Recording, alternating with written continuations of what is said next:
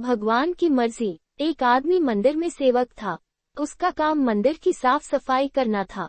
भक्तों और श्रद्धालुओं द्वारा दिए गए दान में से थोड़ा बहुत उसे मंदिर के पुजारी द्वारा दे दिया जाता। इसी से उसकी गुजर बसर चल रही थी। वह अपनी जिंदगी से बहुत परेशान और दुखी था। मंदिर में काम करते करते वह दिन भर अपनी जिंदगी को लेकर शिकायतें करता रहता। एक दिन शिकायत करते हुए वह भगवान से बोला, भगवान जी, आपकी जिंदगी कितनी आसान है। आपको बस एक जगह आराम से खड़े रहना होता है। मेरी जिंदगी को देखो, कितनी कठिन जिंदगी जी रहा हूँ मैं। दिन भर कड़ी मेहनत करता हूँ, तब कहीं 2 जून की रोटी नसीब हो पाती है। काश मेरी जिंदगी भी आपकी तरह होती। उसकी बात सुनकर भगवान बोले, तुम जैसा सोच रहे हो वैसा नहीं है। मेरी जगह रहना बिल्कुल आसान नहीं है। मुझे बहुत सारी चीजें देखनी पड़ती है, बहुत सी व्यवस्थाएं करनी पड़ती है। ये हर किसी के बस की बात नहीं है। भगवान जी, कैसी बात कर रहे हैं आप?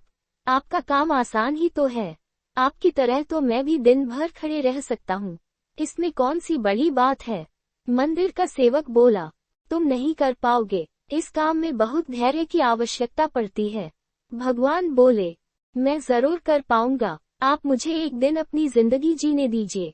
आप जैसा बताएंगे मैं वैसा ही करूंगा। मंदिर का सेवक जिद करने लगा। उसकी जिद के आगे भगवान मान गए और बोले, ठीक है, आज पूरा दिन तुम मेरी जिंदगी जियो। मैं तुम्हारी जिंदगी जीता हूँ, लेकिन मेरी जिंदगी जीने के लिए तुम्हें कुछ शर्तें माननी होगी। मैं हर शर्त मानने को तैयार हूँ भगवान जी। सेवक बोला, ठीक है, तो ध्यान से सुनो। मंदिर में दिन भर बहुत से लोग आएंगे और तुमसे बहुत कुछ कहेंगे। कुछ तुम्हें अच्छा बोलेंगे तो कुछ बुरा। तुम्हें हर किसी की बात चुपचाप एक जगह मूर्ति की तरह खड़े रहकर धैर्य के साथ सुननी है और उन पर कोई प्रतिक्रिया नहीं देनी है। सेवक मान गया। भगवान और उसने अपनी जिंदगी एक दिन के लिए आपस में बदल ली। सेवक भगवान की जगह मूर्ति बनकर खड़ा हो गया। भगवान मंदिर की साफ सफाई का काम निपटाकर वहां से चले गए। कुछ समय बीतने के बाद मंदिर में एक धनी व्यापारी आया। भगवान से प्रार्थना करते हुए वह बोला, भगवान जी, मैं एक नई फैक्ट्री डाल रहा हूँ।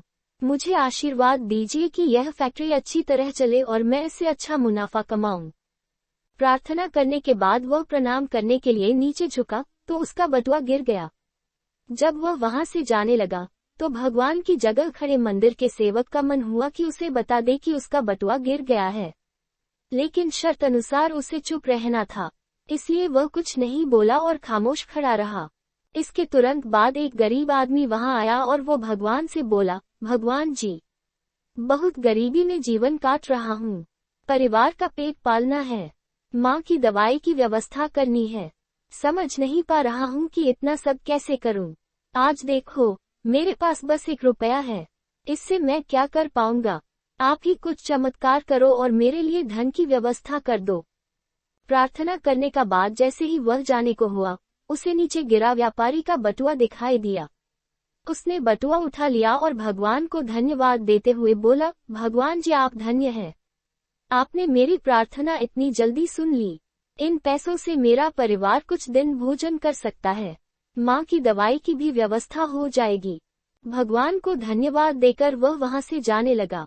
तब भगवान बने मंदिर के सेवक का मन हुआ कि उसे बता दे कि वह बटुआ तो व्यापारी का है, उसे मैंने नहीं दिया है। वह जो कर रहा है वह चोरी है। लेकिन वह चुप रहने के लिए विवश था, इसलिए मन मारकर चुपचाप खड़ा रहा। मंदिर में आने वाला तीसरा व्यक्ति एक नाविक था। वह 15 दिन के लिए समुद्री यात्रा पर जा रहा था। भगवान से उसने प्रार्थना की कि उसकी यात्रा सुरक्षित रहे और वह सकुशल वापस आ सके। वह प्रार्थना कर ही रहा था कि धनी व्यापारी वहां आ गया। वह अपने साथ पुलिस भी लेकर आया था। नाविक को देखकर वह पुलिस से बोला, मेरे बाद ये मंदिर में आया है, जरूर इसने ही मेरा बटुआ चुराया होगा।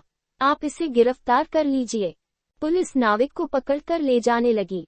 भगवान बने आदमी को अपने सामने होता हुआ ये अन्याय सहन नहीं हुआ। शर्त अनुसार उसे चुप रहना था, लेकिन उसे लगा कि बहुत गलत हो चुका है। यदि अब मैं चुप रहा तो एक बेकसूर आदमी को व्यर्थ में ही सजा भुगतनी पड़ेगी। उसने अपनी चुप्पी तोड़ते हुए कहा, आप गलत व्यक्ति को पकड़ कर ले जा रहे हैं। ये बटुआ इस नाविक ने नहीं, बल्कि इसके पहले आए गरीब व्यक्ति ने चुराया है। मैं भगवान हूँ और मैंने सब देखा है। पुलिस भगवान की बात कैसे नहीं मानती। उनकी बात मानकर उन्होंने नाविक को छोड़ दिया और उस गरीब आदमी को पकड़ लिया जिसने बटुआ लिया था। शाम को जब भगवान वापस आए तो मंदिर के सेवक ने पूरे दिन का वृतांत सुनाते हुए उन्हें गर्व के साथ बताया कि आज मैंने एक व्यक्ति के साथ अन्याय होने से रोका है। देखिए आपकी जिंदगी जीकर आज मैंने कितना अच्छा काम किया है। उसकी बात सुनकर भगवान बोले, ये तुमने क्या किया? मैंने तुमसे कहा था कि चुपचाप मूर्ति बनकर खड़े रहना, लेकिन वैसा न कर तुमने मेरी पूरी योजना पर पानी फेर दिया। उस धनी व्यापारी ने बुरे कर्मों द्वारा इतना धन कमाया है। यदि उसमें से कुछ पैसे गरीब आदमी को मिल जाते तो उसका भला हो जाता और व्यापारी के पाप भी कुछ कम हो जाते। जिस नाविक को तुमने समुद्री यात्रा पर भेज दिया है, अब वह जीवित वापस नहीं आ पाएगा। समुद्र में बहुत बड़ा तूफान आने वाला है।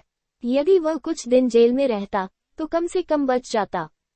सेवक को यह सुनकर एहसास हुआ कि वह तो बस वही देख पा रहा था जो आंखों के सामने हो रहा था। उन सब के पीछे की वास्तविकता को वह देख ही नहीं पा रहा था। जबकि भगवान जीवन के हर पहलू पर विचार अपनी योजना बनाते हैं और लोगों के जीवन को चलाते हैं। सीख, हम सब भी भगवान की योजनाओं को समझ नहीं पाते। जब हमारे साथ कुछ गलत हो रहा होता है या हमारे हिसाब से कुछ नहीं हो रहा होता है तो अपना धैर्य खोकर हम भगवान को दोष देने लगते हैं। हम ये समझ नहीं पाते कि इन सब के पीछे भगवान की कोई न कोई योजना छुपी हुई होती है। ऐसे समय में हमें भगवान पर विश्वास रखकर धैर्य धारण करने की आवश्यकता है। इसलिए चिंता न करें। यदि आपकी मर्जी से कुछ नहीं हो रहा तो इसका अर्थ है कि वह भगवान की मर्जी से हो रहा है, और भले ही देर से ही सही, भगवान की मर्जी से सब अच्छा ही होता है।